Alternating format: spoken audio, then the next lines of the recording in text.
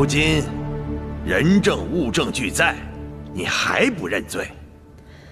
诸位大人明鉴，我和仙灵阁从未参与过走私，证据确凿，岂能容你狡辩？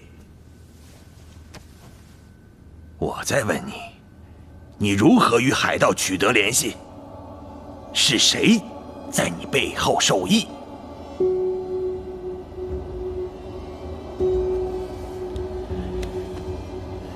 你不说，自然有人来说。来人，带人证。堂下何人？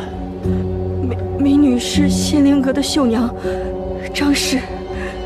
绣娘张氏，且把你的所见所闻如实招来。美女在仙灵阁的时候，见到永平侯时常出入仙灵阁，仙灵阁的诸多生意，她也有参与。这次的绣品走私一事，也是永平侯主使的。张姐姐，你怎么能撒谎呢？他们是不是逼你？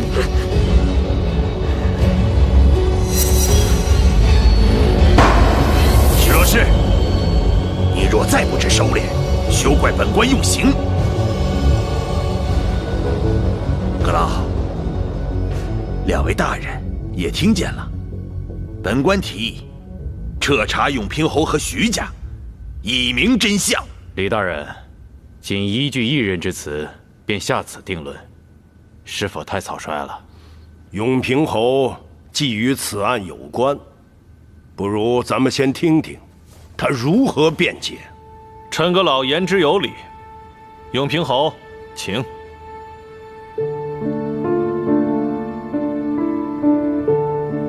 只要你在三法司会审之时将他呈上，公开表示走私一案与你毫无关系，都是他一人所为，你决定休妻，将他逐出徐家，此事便可迎刃而解。我夫人自入仙灵阁以来，一直传扬技艺，帮助百姓，从来没有半分违律之举。此案疑点甚多，各位大人，请看这绣娘身上的伤，说她屈打成招，也未可知。屈打成招？永平侯是在教本官怎么审犯人吗？犯人拒不招供，本官有权刑讯，更有责令真相大白于天下。李大人，若徐家与海盗勾结走私，那我为何要主张推行开海禁之策？海禁一开，商贸自由，走私还有利可图吗？这只怕是有心人想要对付我们徐家。李大人，若是轻易定案，就不怕被有心人蒙蔽利用吗？本官虽愚钝，但还不至于是非不分。你的自辩之言虽不无道理，却并不能推翻已有的人证物证。永平侯，徐罗氏参与走私一事，铁证如山，不用再辩。只是这些证据还不能证明徐罗氏背后就有别的指使。事发仓促，我暂时还没有找到有力证据，请各位大人明察秋毫。我会上书皇上，请求宽限一些时日。哼，已成铁案，再拖延还有什么用？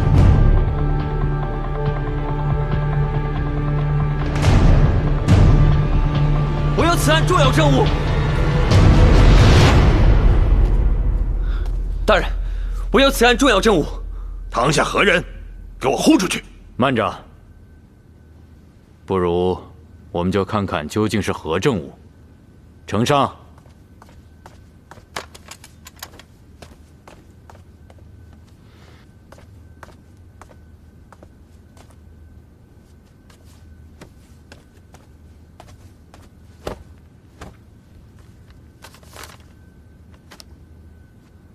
大人，这是我和永平侯的和离书。师娘，公堂之上，休得胡言！你何时与永平侯和离？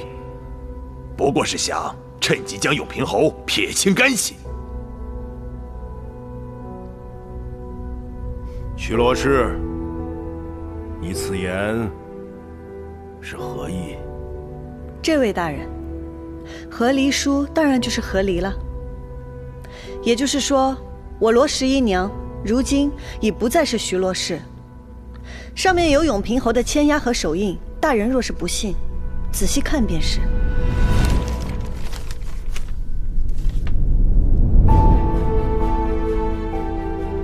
另外几本是仙灵阁的账本，每笔银钱来源、每笔交易都记录得清清楚楚。仙灵阁是我个人私产，我和他合立以后，那仙灵阁跟他就更无关系了。各位大人，这和离书是个误会，不得算数。如何算不得数？签押手印皆在，岂是儿戏？十一娘，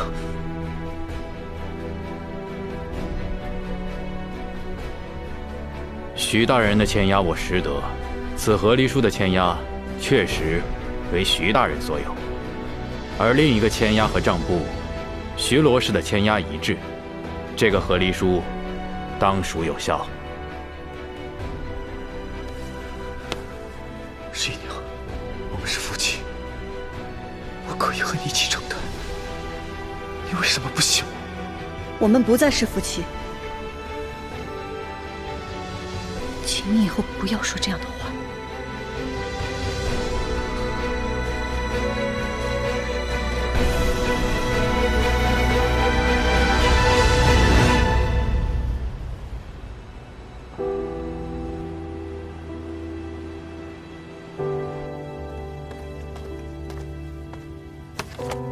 禀告各位大人，账簿均已核实，仙灵阁和徐家并无银钱往来。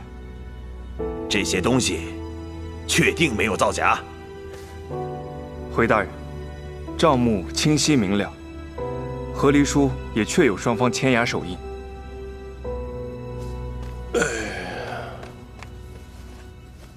由此已可证明，永平侯与仙灵阁走私一案无关。